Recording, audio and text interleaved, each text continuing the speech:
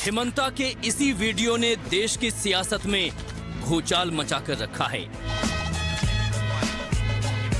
इस वीडियो को पूरा देखेंगे तो समझ आएगा कि हिमंता का निशाना आखिर है कौन।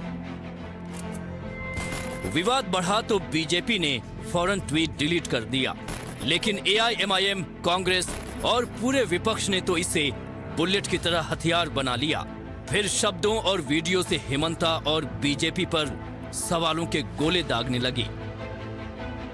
वो जो कर रहे हैं कि वो एक राइफल से मुसलमानों की तरफ निशाना साध रहे हैं और गोली चला रहे हैं, जो आसाम की बीजेपी ने ट्वीट करा है और जीरो टॉलरेंस करके करा है कि मुसलमानों को गोली मारेंगे। मुसलमान इस देश का नागरिक नहीं है। ये देश हेमंत विश्वकर्मा की या आसाम उनकी जागीर नहीं है। चुनावी राजनीति के लिए, वोटों के लिए असम के मुख्यमंत्री जिस हद दर्जे तक गिर रहे हैं वो अपने आप में शर्मनाक है और घटियापन की इंतहा है। मुझे हैरत है कि भाजपा का शीर्ष नेतृत्व कहां सोया हुआ है। इस तरह से नरसंहार के लिए उकसाने वाला वीडियो सोशल मीडिया पे ऑफिशियल ट्विटर हैंडल से पोस्ट किया गया असम बीजेपी के और बाद में डिलीट किया गया। Again, I will repeat, their actions and their words, their kathni and karni are just so two different things. वो संविधान के ऊपर गोली चला रहे हैं, लोकतांत्रिक ढांचे पर गोली चला रहे हैं, जमहूरी निजाम के ऊपर गोली चला रहे हैं और उन्होंने इंसानियत को शर्मसार कर दिया।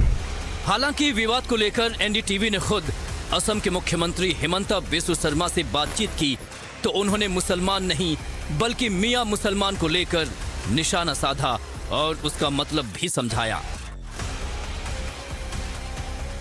मैं मियां मुसलमान का खिलाफ बोला। मियां मुसलमान कौन है? जो बांग्लादेशी घुसपैठियों को असम में मियां मुसलमान बोला जाता है और मियां मुसलमान का खिलाफ बोलना मेरा तो कॉन्स्टिट्यूशनल रिस्पॉन्सिबिलिटी है। मैंने कोई वीडियो नहीं देखा हूं, लेकिन मैं मियां मुसलमान का खिलाफ बोलते रहता हूं and I do it regularly. मैं 5 साल में शायद एक दिन भी नहीं गया जो दिन में नहीं बोला और मैं बोलते ही रहूंगा। किस लिए? नहीं तो असम वो लोग खा जाएगा। लेकिन विपक्ष को तो हमले का जैसे कोई बड़ा हथियार मिल गया। एआईएमआईएम चीफ असदुद्दीन ओवैसी ने तो हिमंता के खिलाफ हैदराबाद में एफआईआर तक करा डाली और ट्वीट कर देश को अवगत भी करा दिया। उन्होंने ट्वीट में लिखा, मैंने हैदराबाद पुलिस कमिश्नर के पास एक आधिकारिक शिकायत दर्ज कराई है जिसमें हिमंत बिस्वा शर्मा के खिलाफ आपराधिक कार्रवाई की मांग की गई है। यह शिकायत उनके उस हिंसक वीडियो को लेकर है जिसमें उन्हें मुसलमानों को गोली मारते हुए दिखाया गया था। दुर्भाग्य से नरसंहार के आह्वान वाली नफरती बयानबाजी अब एक सामान्य बात बन गई है। अपनी शिकायत से पहले वायरल वीडियो पर ओवैसी ने हिमंता पर निशाना भी साधा। सुनिए उन्होंने क्या कुछ कहा। बंदूक है और गोली चला रहा है और गोली एक फोटो बनाई गई एक मुसलमान साहब के बच्चे के साथ बैठे हुए, क्लीन शॉट बोलते, नो मर्सी। और नरेंद्र मोदी बोलते सबका साथ, सबका विकास, सबका विश्वास। और मोदी गए हुए हैं मलेशिया, वहां का prime minister Anwar Ibrahim place होता थे कि अनवर इब्राहिम से गले मिल रहे और यहां पर उनका चीफ मिनिस्टर एक वीडियो बना के गोली चला रहा। ये नफरत नहीं है तो क्या है बताओ आप। ओवैसी भले ही वायरल वीडियो पर आग बबूला है, लेकिन बीजेपी फ्रंट फुट पर खेल रही है और हिमंता का बचाव कर रही है। सीएम योगी ने कहा कि हमें किसी भी सूरत में बंटना नहीं है, जबकि बांग्लादेश में कत्लेआम पर विपक्ष आवाज नहीं उठा रहा है। याद रखना, सनातन कमजोर होगा तो देश कमजोर होगा, देश कमजोर होगा तो सनातन के सामने अस्तित्व का संकट खड़ा होगा। जाति, क्षेत्र और भाषा उसके सामने कोई मायने नहीं रखेगी और इसलिए इस बात को ध्यान में रखना। बांग्लादेश में जो मारे जा रहे हैं हिंदू, हर दिन आप सुनते होंगे, एक हिंदू जला दिया गया, एक हिंदू के घर में आग लगा करके मार दिया गया, राह चलते हुए एक हिंदू को जला दिया गया। प्रतिदिन समाचार आ रहे हैं बांग्लादेश से। ये सब मौन है। ये मरने वाला हिंदू कौन है? ये सब दलित हिंदू है। ये दलित हिंदू है, कोई नहीं बोल रहा है। सियासत अपनी जगह है, लेकिन चुनाव के मुहाने पर खड़े राज्यों और राष्ट्रीय राजनीति में इस तरह के वीडियो अक्सर बड़ा प्रभाव डालते हैं। लिहाजा वायरल वीडियो को लेकर सवाल सही है कि क्या वाकई ये वीडियो एडिटेड है या विपक्ष को सरकार पर हमला करने का एक बड़ा हथियार मिल गया है। पुलिस अब इस मामले में वीडियो की सत्यता की जांच कर रही है। Bureau report, NDTV India. आइए आगे बढ़ते हैं। अब आपको दिखाते हैं उत्तर प्रदेश से खबर, क्योंकि अकबरुद्दीन ओवैसी का 14 साल पहले का 15 मिनट वाला भाषण आपको याद होगा। उनका क्लेम टू फेम यही भाषण बन गया था। लेकिन अब वो कैसे यूपी को लेकर ताल ठोक रहे हैं। वो कह रहे हैं कि हमें यूपी में आने से कोई रोक नहीं सकता, 300 सीटों पर चुनाव लड़ेंगे। और योगी आदित्यनाथ को जो उन्होंने चैलेंज दिया है उस पर सवाल है, लेकिन क्या वाकई ये चैलेंज योगी आदित्यनाथ के लिए है या परेशानी यहाँ पर अखिलेश यादव को भी होने वाली है? अरे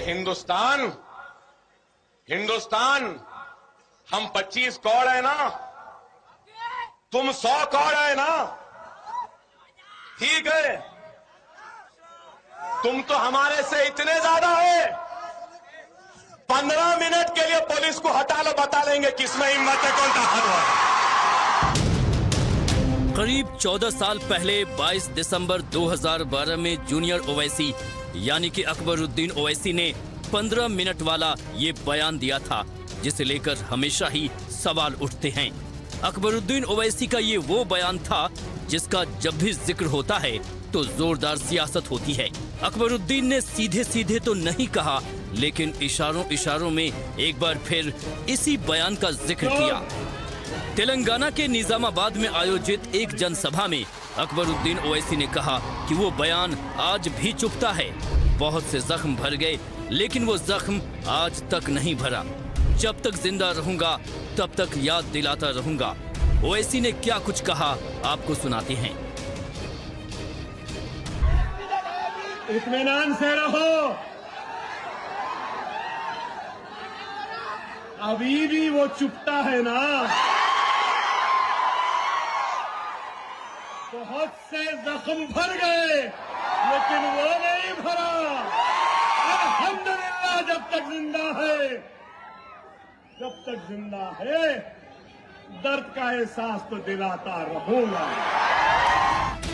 अकबरुद्दीन कह रहे हैं कि जब तक जिंदा रहेंगे तब तक जख्म की याद दिलाते रहेंगे। ऐसे में सवाल ये उठता है कि अकबरुद्दीन का ये इशारा आखिर किसकी तरफ है। बहरहाल इशारों इशारों में 15 मिनट वाले बयान का जिक्र करके ओवैसी ने एक बार फिर इस मुद्दे को हवा दे दी है।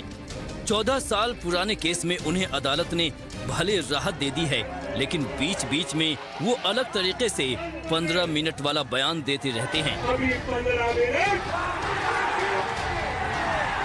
पिछले दिनों महाराष्ट्र नगर निगम के चुनाव के दौरान भी ओवैसी ने 15 मिनट का जिक्र किया था। उन पर आरोप लगे थे कि वोटों का ध्रुवीकरण करने के लिए ओवैसी ने जानबूझकर 15 मिनट वाले बयान का जिक्र किया है। 15 तारीख को कम से कम 15 मिनट निकाल लो और मजलिस के हक में वोट डालो। अपने जिंदगी में से 15 मिनट में चाहता हूँ 15 तारीख के दिन आसमान में सिर्फ पतंग पतंग पतंग पतंग पतंग रहनी चाहिए। निजामाबाद में अकबरुद्दीन ओवैसी सीएम योगी और पीएम मोदी पर हमले कर रहे थे। इसी दौरान उन्होंने ये बयान दिया। जाहिर है यूपी में अगले साल विधानसभा के चुनाव होने हैं, तो ऐसे में ओवैसी का ये बयान यूपी चुनाव से जोड़कर देखा जा रहा है। Bureau report, NDTV India.